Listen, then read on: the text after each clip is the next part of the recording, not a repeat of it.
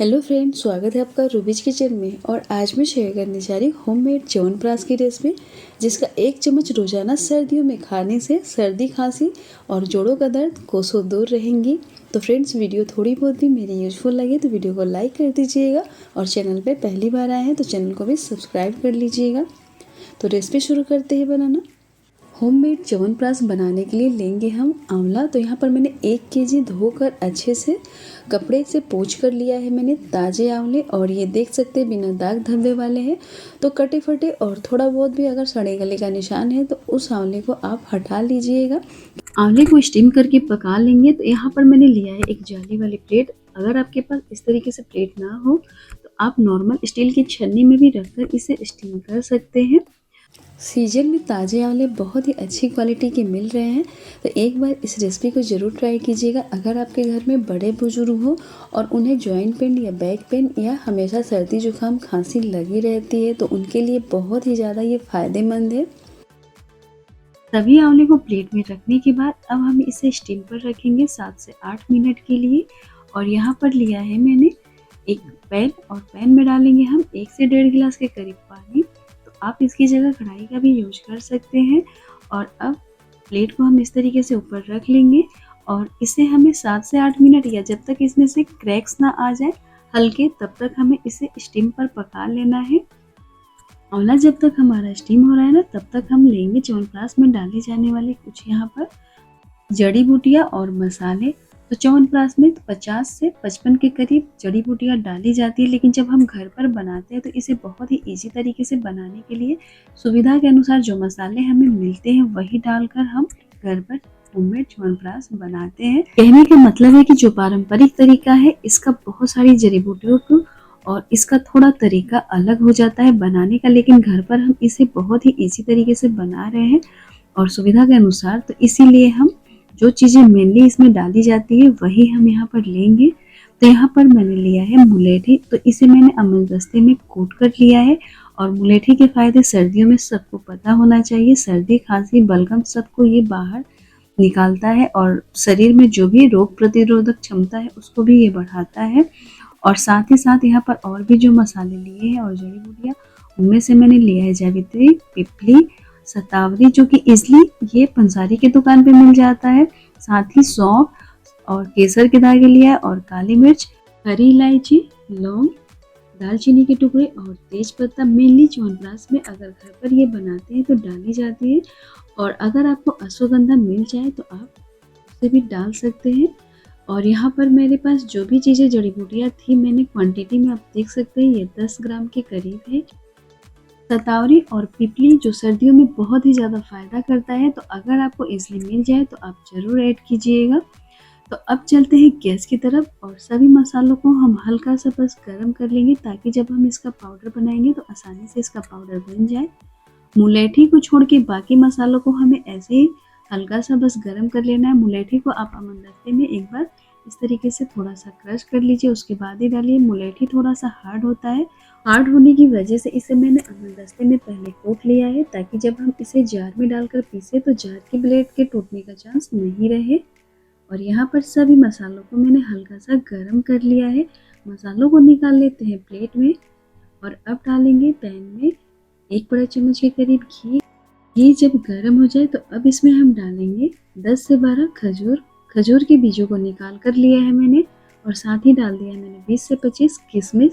और इन्हें घी में हल्का सा बस गर्म कर लेंगे ताकि ये थोड़ा सा सॉफ्ट हो जाए, जिससे जब हम इसे डायरेक्ट पीसेंगे ना तो ये आसानी से पीस जाए। लो फ्लेम पे इसे मैंने भून लिया है 1 मिनट के लिए, और अब फ्लेम को ऑफ करके इसे नॉर्मल होने देते हैं।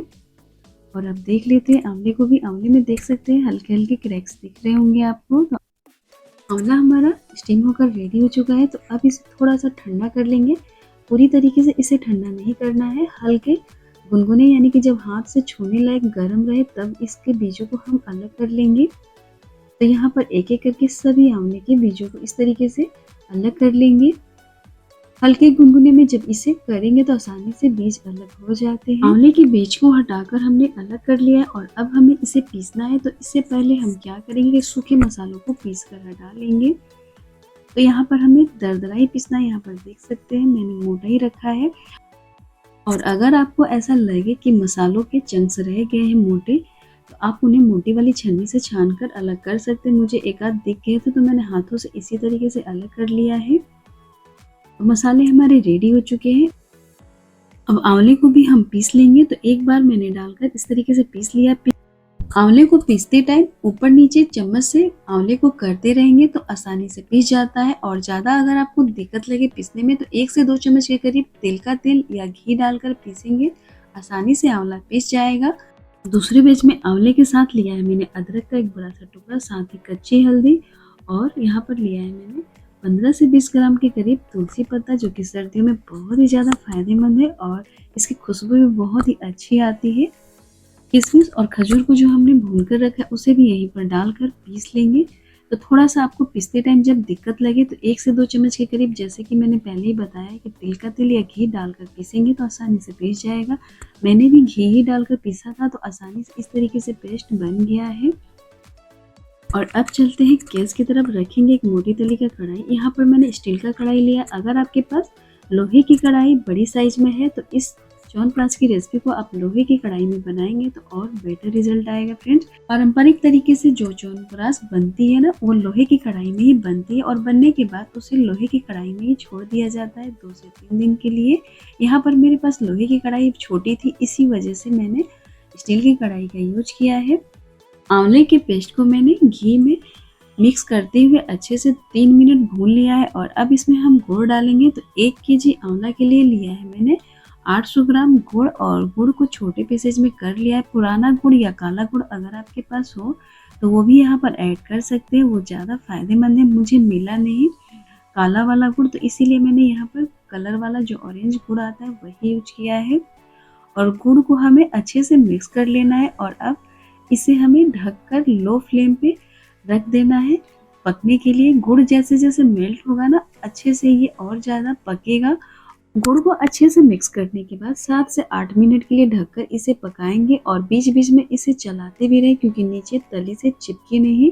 और यहाँ पर अच्छे से मैंने 7 से 8 मिनट ढककर पका लिया और बीच बीच में चलाती भी गई हूँ। तो यहाँ पर आप देख सकते हैं कलर थोड़ा सा चेंज हो गया है पहले से। गुड़ अच्छे से मेल्ट भी हो चुका है, कहीं भी इसमें बड़े चंक्स गुड़ के नहीं दिखाई दे रहे हैं। तो अब यहाँ पर हम क्या करेंगे, जो मसाले हमने ड्राई वाले रेडी किए थे ना, वही ऐड कर देंगे। और साथ में सौंठ का पाउडर, जो कि आसानी से आपको मिल जाएगा किसी भी ग्रोसरी शॉप पे। अगर आपको ना मिले तो भी कोई दिक्कत नहीं, क्योंकि हमने अदरक ऐड किया हुआ है। लो फ्लेम पे इसे हमें लगातार चलाते हुए 18 से 20 मिनट के करीब पकाना है। पानी अगर आप थोड़ा भी ऐड कर रहे हैं तो फिर आप इसकी टाइमिंग और बढ़ा लीजिएगा, क्योंकि पानी ऐड करने के बाद इसे और अच्छे से पकाना बहुत ही ज़रूरी है। क्योंकि थोड़ा भी इसमें मॉइस्चराइजर रहेगा तो फिर च्यवनप्राश लंबे समय तक नहीं टिकेगा, ख़राब होना स्टार्ट हो जाएगा। इस च्यवनप्राश को मैंने टोटल 22 मिनट पका लिया है और आप देख सकते हैं कि गाढ़ा हो चुका है। यहीं पर हम डाल देंगे केसर। फ्लेम को ऑफ कर दिया है मैंने, और साथ में ही डाल देंगे एक जायफल। तो इसे हमें इस तरीके से कद्दूकस करके डालना है और अच्छे से मिक्स करना है। सर्दियों में जायफल के भी बहुत सारे फायदे हैं। सर्दियों में जायफल गले में खराश, सर्दी जुकाम लगती हो जिनको बार बार, उनके लिए बहुत ही ज़्यादा फायदेमंद है। जायफल और केसर डालने के बाद अच्छे से गर्म च्यवनप्राश में इसे मिक्स कर लेंगे और अब इसे रख देंगे ठंडा होने के लिए। जब ये थोड़ा सा नॉर्मल या गुनगुना रहेगा तब जाकर इसमें हम लास्ट इंग्रेडिएंट्स ऐड करेंगे। तो यहाँ पर इसे मैंने मिक्स करने के बाद रख दिया था ठंडा होने के लिए, और अब ये नॉर्मल हो चुका है। हल्का गुनगुने में ही अब हम इसमें डालेंगे शहद। 3 बड़े चम्मच के करीब शहद ऐड करेंगे। और शहद को कभी भी किसी भी चीज़ में मिलाया जाता है तो गर्म में नहीं मिलाएं, हल्का गुनगुना जब रहे हाथों से छूने लायक उस टाइम इसे मिलाएं। तो इसीलिए मैंने च्यवनप्राश को हल्का गुनगुना करने के बाद इसमें मिक्स किया है।